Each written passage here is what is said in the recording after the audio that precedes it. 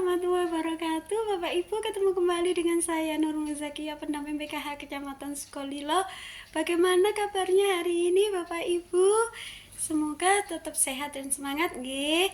Melanjutkan untuk pembelajaran yang selanjutnya, yaitu kita akan belajar tentang modul yang ketiga, yakni kita akan belajar tentang pencegahan dan penanganan stunting melalui pemenuhan kesejahteraan ibu hamil.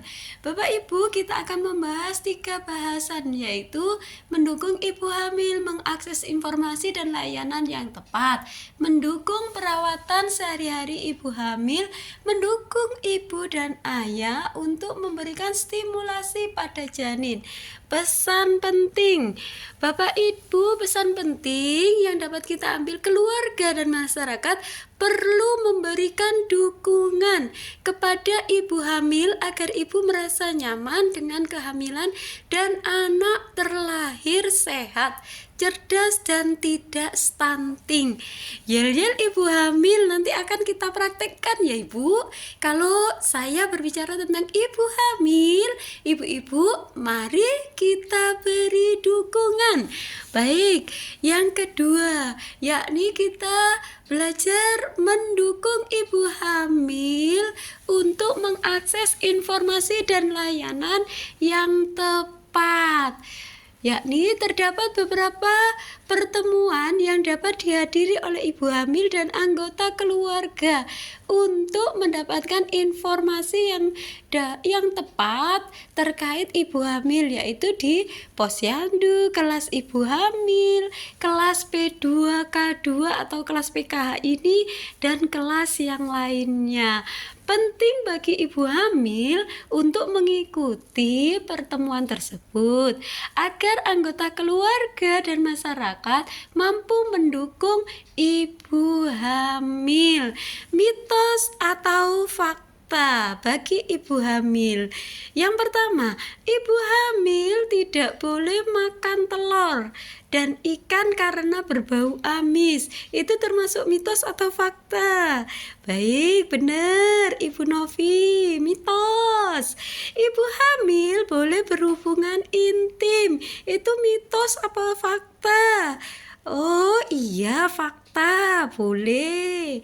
Yang ketiga, ibu hamil tidak boleh banyak aktivitas untuk menghindari keguguran. Mitos atau fakta ibu-ibu? Fakta, benar Ibu Putri. Kesimpulan yang dapat diambil, ibu hamil dan anggota keluarga perlu bijak dalam memilih dan memilah informasi.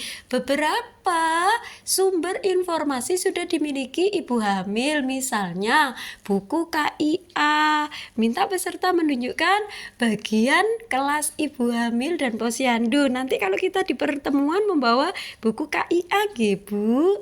Untuk memastikan informasi tepat atau tidak, dapat bertanya pada saat mengikuti posyandu dan kelas ibu hamil atau kelas P2K2 atau kelas PKH ini. Ibu hamil dan keluarga dapat mencari informasi dari sumber yang terpercaya seperti pemerintah dan ahli. Untuk yang kedua, yakni kita akan belajar tentang mendukung perawatan sehari-hari ibu hamil, yakni dukungan kepada ibu hamil untuk mengkonsumsi makanan yang sehat dan bergizi. Ibu hamil perlu makan makanan yang bergizi seimbang dan meminum tablet tambah darah atau TTD setiap hari untuk mencegah kekurangan gizi dan kekurangan darah yang dapat mengakibatkan anak akan lahir stunting.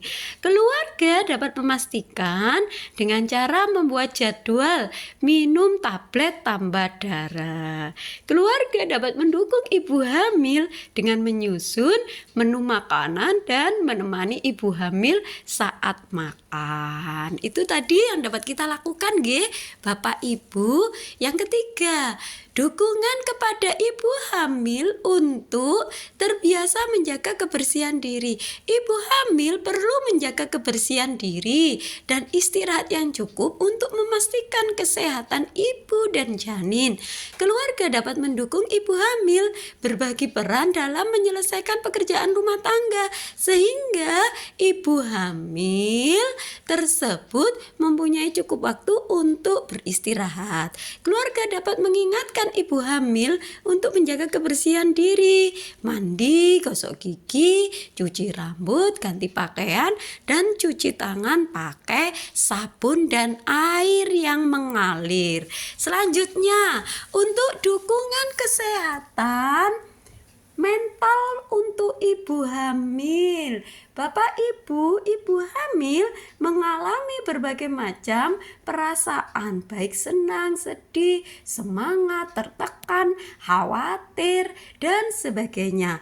Hal itu sangat wajar terjadi dalam masa kehamilan. Keluarga dan lingkungan perlu memberikan lebih banyak perhatian dan waktu kepada ibu hamil untuk mengungkapkan perasaan, ide, dan pengalamannya, yakni curhat, ngobrol, dan diskusi, sehingga akan membantu ibu hamil merasa senang atau bahagia karena mendapatkan perhatian yang cukup.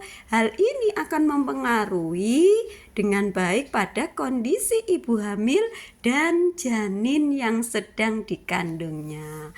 Selanjutnya, yang ketiga, yakni mendukung ayah dan ibu untuk memberikan stimulasi pada janin. Stimulasi pada janin.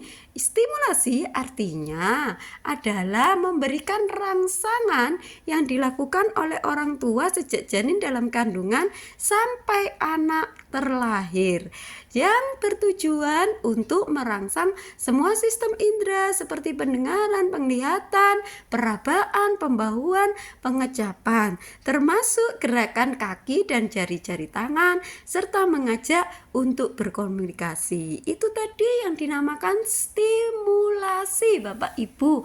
Ya, kenapa harus diberlakukan? Yakni stimulasi apa yang dapat dilakukan? Memperdengarkan suara atau menyanyikan lagu yang memberikan pujian yang lembut dan menenangkan, serta mengucapkan kata-kata baik yang dilakukan oleh ayah dan ibu pada janin adalah salah satu bentuk dari stimulasi yang dapat dilakukan, Bapak Ibu. Kegiatan memberikan rangsangan kepada janin dalam kandungan baik berupa suara, cahaya, maupun sentuhan merupakan stimulasi yang sangat dapat dilakukan oleh ayah dan ibu karena hal itu tidak memakan waktu, kapanpun dan dimanapun bisa dilakukan nggih Bapak Ibu. Ayah dapat memberikan stimulasi yang berupa suara, cahaya, dan sentuhan pada janin saat berada di dekat ibu hamil.